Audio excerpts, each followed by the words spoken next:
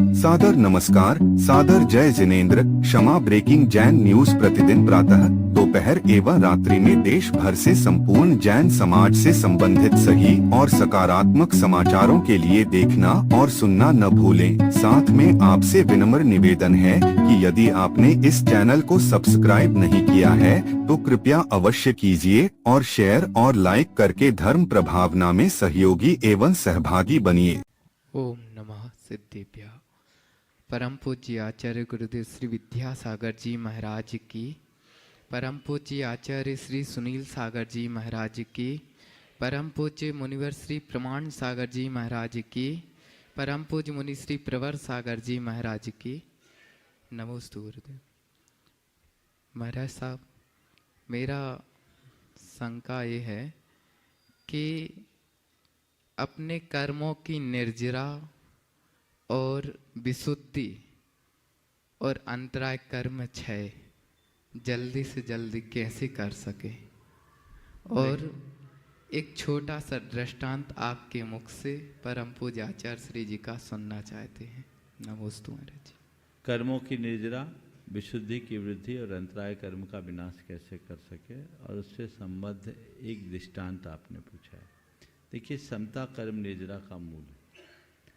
आकुलता को कम करे, संक्लेश के निमित्तों से अपने आप को यथासंभव बसाए, विशुद्धि होगी। अंतराय कर्म के निवारण का सबसे श्रेष्ठतम उपाय है नमोकार मंत्र की आराधना। नमोकार मंत्र की आराधना और जिनेंद्र भगवान की उपासना हमारे अंतराय के निवारण का एक बड़ा आधार है। आपने कहा है कि कोई एक उदाहरण दो, तो मैं आपको अपने से जुड़ा एक उदाहरण देता हूँ। हम जब ब्रह्मचारी थे, एक टाइम भोजन करते थे। गुरुदेव ने अंतराय की साधना का आशीर्वाद दिया, और जिस दिन आशीर्वाद दिया उसी दिन से लगातार 7 दिन तक अंतराय आता रहा। और शुरू में अंतराय, माने कहते हैं ना कि मुड़ मुड़ाए और ओले पड़े। अब ब्रह्मचारी थे, गर्मी का समय था, उम्र भी मेरी उस समय ज़्यादा नहीं थी, 17-18 साल की उम्र थी। 7 दिन तक अंतराया है। गुरुदेव रोज सुनते और कुछ नहीं बोलते, वो भी हमें परख रहे होंगे कितना पक्का है। 7वें दिन उन्होंने कहा कि ऐसा किया करो, जिस दिन अंतराय हो उस दिन शाम को कुछ ले लिया करो। बोले जो गुरुदेव जो आ गया, ठीक है, ले लिया।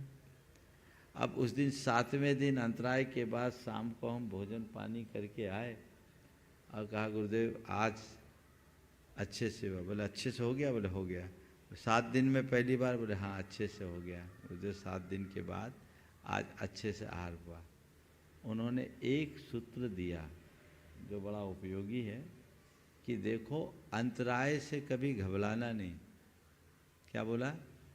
अंतराय से कभी घबराना नहीं और किसी को कभी अंतराय डालना मत। अपने अंतराय से कभी घबराना नहीं और कभी किसी को अंतराय डालना नहीं। अंतराय अपने आप खत्म हो जाएगा। वो दिन का दिन था। मैं तो इसे गुरु आशीर्वाद मानता हूँ। हम तो घबराए भी नहीं थे, और उनने दिया। उसके बाद का दिन है आज तक। मुझे 40 साल हो गए इस मार्ग में आए, लेकिन 40 वर्षों में मुझे नहीं लगता कि कभी मुझे ऐसा कभी लंबा अंतराय आया हो। चीज़ें चलती है तो अंतराय किसी भी प्रकार का हो, उससे घबराना नहीं चाहिए। प्रारंभिक अवस्था में साधकों को अंतराय दिक्कत देती है, लेकिन विशुद्धि से चीज़ें ठीक हो जाती, समय पाकर के चीज़ें ठीक होने लगती है और चीज़ें व्यवस्थित हो जाती।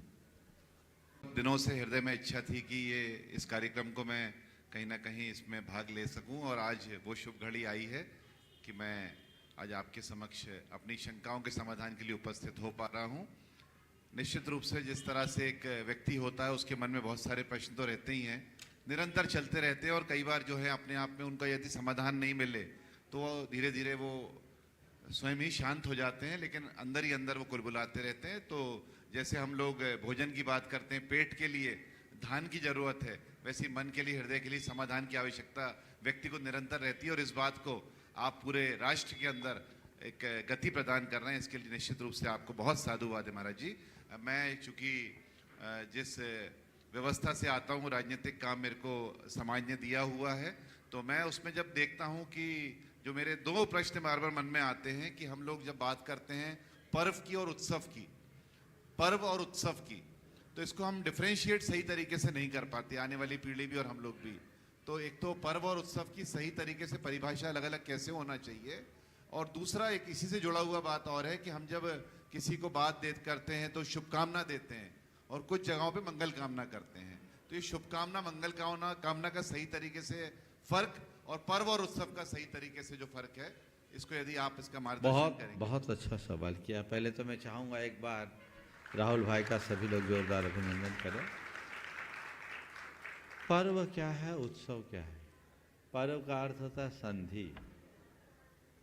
संधि, जिस तिथि में कोई घटना विशेष जुड़ जाए, यानी सामान्य तिथि में यदि कोई धार्मिक, सांस्कृतिक, ऐतिहासिक, सामाजिक प्रसंग जुड़ जाए तो उसकी संधि होने पर वह तिथि सामान्य तिथि न होकर पर्व तिथि बन जाती है।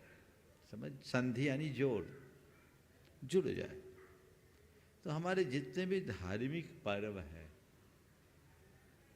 वह सब पर्व है।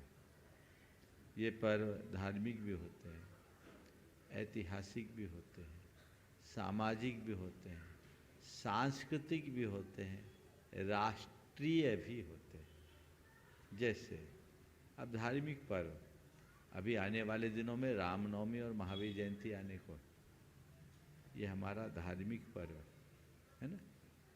सामाजिक पर्व अपने यहाँ जो रक्षाबंधन जैसे पर्व को मनाते हैं हम, ये सामाजिक पर्व है। बहुत सारे अलग अलग प्रांतों में कजलिया वगैरह आप लोग मनाते हैं, ये सब सामाजिक पर्व है, अलग अलग सामाजिक रीतियों के अनुरूप।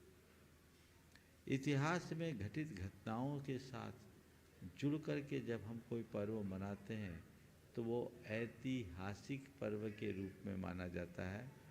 जैसे कल ही गुड़ी पड़वा का दिन आ रहा है, ये ऐतिहासिक पर्व के रूप में है। हमारी एक नई संवत की शुरुआत, ये इतिहास की घटना है, ये एक ऐतिहासिक पर्व के रूप में हम इसे जोड़ सकते हैं। और सांस्कृतिक पर्व के रूप में हमारी संस्कृति में अतीत में कोई घटना घटे और उसके निमित्त हमको उत्सव मनाए, वो सांस्कृतिक पर्व है।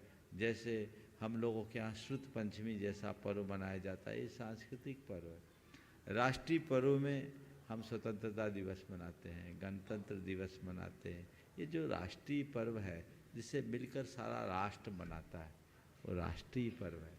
तो अलग अलग संदर्भ में अलग अलग पर्व हैं, उनका महत्व है, इसे पर्व कहते हैं। और उत्सव, उत्सव में जो रव प्रकट कर दे उसका नाम उत्सव है। उत्स यानी हृदय, चित्त में एक नया उन्मेष, नई उमंग, नया उल्लास प्रकट करे, उसका नाम उत्सव। उत्सव मनाए जाते हैं।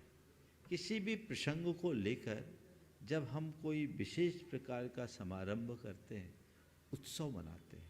और ये उत्सव हमारे धार्मिक, सामाजिक, सांस्कृतिक चेतना को विकसित करते हैं। और इसके लिए समय समय पर उत्सव मनाए जाते हैं। बड़े बड़े मेला होते हैं, ये उत्सव है। बड़े बड़े कार्यक्रम होते हैं, ये उत्सव है।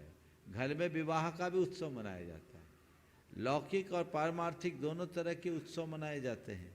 तो जहाँ जब प्रसंग आता है वो उत्सव मनाया जाता है। उत्सव कभी भी मनाया जा सकता है, पर्व तो अपनी निर्धारित तिथियों पर ही होता है। समझ गए? तो मैं समझता हूँ पर्व और उत्सव में बड़ा अंतर है। पर्व एक तिथि विशेष से जुड़ा हुआ होता है, और उत्सव प्रसंग विशेष से जुड़ा होता है। तो अलग अलग प्रसंगों में हम कभी भी उत्सव मना सकते हैं। और हमारे यहाँ ऐसा लिखा कालिदास जी ने कि जिस राज्य में उत्सव नहीं होता वहाँ अराजकता होती। समझ गए? मैं एक विशेष बात पर आप सबका ध्यान केंद्रित करना चाहूँगा। जब 15 अगस्त 1947 में भारत की आज़ादी हुई, देश में दंगे फैल गए, तो उस साल ये तय कि लोगों ने सोचा कि इस साल रामलीला ना किया जाए, रामलीला ना मनाई जाए।